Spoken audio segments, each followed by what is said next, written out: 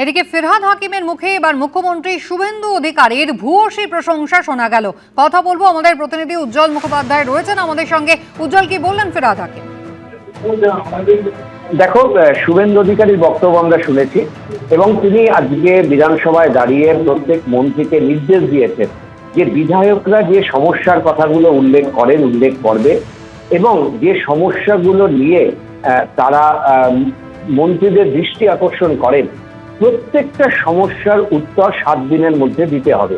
অর্থাৎ তারা যে নির্দিষ্ট, আজকে যেমন সেচের সমস্যার কথা বলেছেন, কয়েকজন বিধায়ক তারা তাদের অঞ্চলে সাপের কামড়ে মৃত্যুর ঘটনা ঘটছে, কিন্তু সাপের এই যে বিষ, সেই ওষুধ সেটা নেই। এই ধরনের একাধিক সমস্যার কথা তিনি উল্লেখ করেছেন। মুখ্যমন্ত্রী বলেছেন যে এই সমস্ত সমস্যার 7 দিনের মধ্যে মন্ত্রীদের রিপোর্ট দিতে হবে, এটা তার নির্দেশ। এবং একই সঙ্গে তিনি বলেছেন যে সিএমও দপ্তরে এই বিষয়গুলো পাঠানোর জন্য বিধানসভার সচিবালয়কে তিনি অনুরোধ করেছেন। 3 মাস বাদে বাদে তিনি রিপোর্ট দেবেন যে বিধায়করা যে অভিযোগগুলো তুলেছিলেন বা দৃষ্টি আকর্ষণ করেছেন তার কতটা সমাধান সিএমও দপ্তরও করেছে। এখন মুখ্যমন্ত্রীর এই মন্তব্যের পর ফিরহাদ হাকিম তিনি বলতে ওঠেন এবং তিনি বলেন যে শুভেন্দু অধিকারী মুখ্যমন্ত্রী যে কথা জানালেন সেটা ঐতিহাসিক একটা বিষয় এবং যদি 7 দিনের মধ্যে মন্ত্রীরা রিপোর্ট দেন সেটা অত্যন্ত কার্যকরী। এবং তার বক্তব্য যে এই বিধায়করা দিনের পর দিন বলেন কিন্তু তাদের সেই বক্তব্যের কোনো প্রতিফলন ঘটে না। তার বক্তব্য ছিল যে তিনি বিরোধী এবং সরকার দু সময়ই বিধায়ক ছিলেন এবং এই যে সিদ্ধান্ত সেটা অত্যন্ত সঠিকভাবে মুখ্যমন্ত্রী কার্যকরী করার নির্দেশ দিয়েছেন।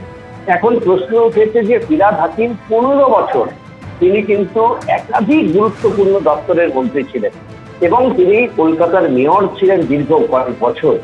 ফিরহাদ হাকিমের কাছেও কিন্তু এরকম অসংখ্য প্রশ্ন দিনের পর দিন বিধায়করা করেছেন বিধানসভায় দাঁড়িয়ে, কিন্তু তার কতটা জবাব তিনি দিয়েছেন বা কতটা তা কার্যকরী হয়েছে সেটা অবশ্যই একটা বড় প্রশ্ন। কিন্তু আজকে যেভাবে কেন তাদের সময় সেটা কার্যকরী হয়নি, অর্থাৎ পরোক্ষে তিনি কি প্রাক্তন মুখ্যমন্ত্রী মমতা বন্দ্যোপাধ্যায়ের দিকেই আঙুল তুললেন যে এই সিস্টেমটা চালু করা যায়নি। এটাই কিন্তু ফিরহাদ হাকিমের বক্তব্যের আজকে অন্যতম বৈশিষ্ট্য। তিনি কিছুটা নিজেকে রক্ষা করার জন্য কখনো বিরোধী কখনো সরকার, তিনি দায়িত্বে ছিলেন, বিধায়ক ছিলেন, এইটা উল্লেখ করেছেন ঠিকই, কিন্তু তার বক্তব্যের মূল মোটিভই ছিল যে বিগত 15 বছর ধরে সরকার এই ধরনের সিদ্ধান্ত নিতে পারেননি, যে সরকারের তিনিও গুরুত্বপূর্ণ মন্ত্রী ছিলেন, কিন্তু এই নতুন সরকার 2 মাসের মধ্যে এই সিদ্ধান্ত নিলেন এবং মুখ্যমন্ত্রী সেই সিদ্ধান্তের কথা জানালেন বিধানসভায়। এটা অত্যন্ত ঐতিহাসিক এবং সময় উপযোগী একটা সিদ্ধান্ত।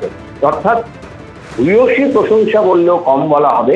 মুখ্যমন্ত্রীর কার্যত প্রতিটা পদক্ষেপে দেখা যাচ্ছে ফিরহাদ হাকিমদের একেবারে বিজেপির বিধায়কদের থেকেও বেশি পরিমাণে প্রশংসা করতে। উজ্জ্বল, ধন্যবাদ। এবিপি আনন্দ, এগিয়ে থাকে, এগিয়ে রাখে।